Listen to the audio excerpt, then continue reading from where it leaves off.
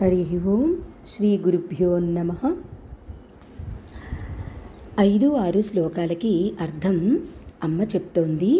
మూక కవి గారు పలుకుతున్నారు.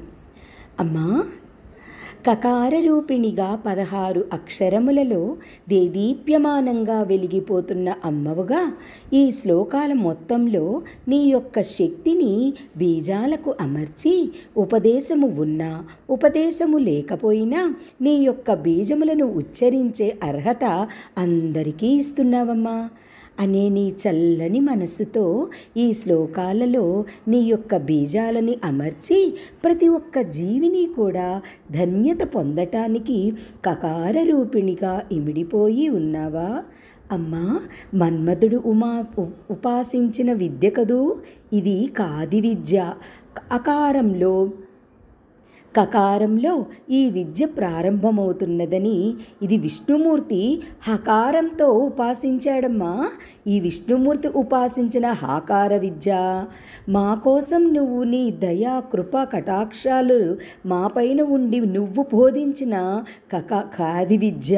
ఈ విద్య మూలాన ధర్మమైన వంటి కోరికలన్నీ తీర్చటంతో పాటు మోక్షాన్ని కూడా ప్రసాదించే విద్య ఈ కాది విద్య. అమ్మా, ఇప్పుడు వరకు నువ్వు మా యొక్క కామ్యాలన్నీ కామకోటి కదూ, కామ్యములను తీర్చే తల్లివి కదూ, మన్మధుడు ఉపాసించినది కదూ ఈ కాది విద్య.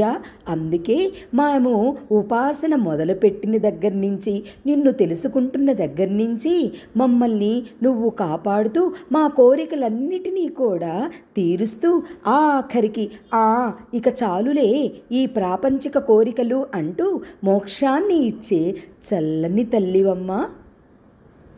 ఇక నువ్వు నా దగ్గరకు వచ్చేసేయి అంటూ మోక్షాన్ని ఇచ్చే చల్లని తల్లివమ్మ. నాకు అన్నీ ఉన్నాయి, నా జన్మ తరించింది అనే విధంగా జన్మను తృప్తిపరిచే తల్లివి ఆ కామాక్షి తల్లి. అమ్మా, నేను నిన్ను మోక్షభూమిలో చూస్తున్నానమ్మా. అమ్మా, నువ్వు నన్ను ఎలా రక్షిస్తున్నావు అంటే పంచభూతాలలో ఉన్న నీరు, నిప్పు, ఆకాశం, భూమి, వాయువు ఈ పంచభూతాలు నా లోపల ప్రసరిస్తూ ఉండగా వాటి ద్వారానే నువ్వు నన్ను రక్షిస్తున్నావమ్మా. పంచసరశాస్త్రబోధన పరమాచార్యేణ దృష్టిపాతేన కాంచీసీమ్న కుమారి కాచన మోహయతి కామజేతారం పరయా కాంచీపురయా పర్వతపర్యాయ పీనకుచభరయ పరతంత్రావయ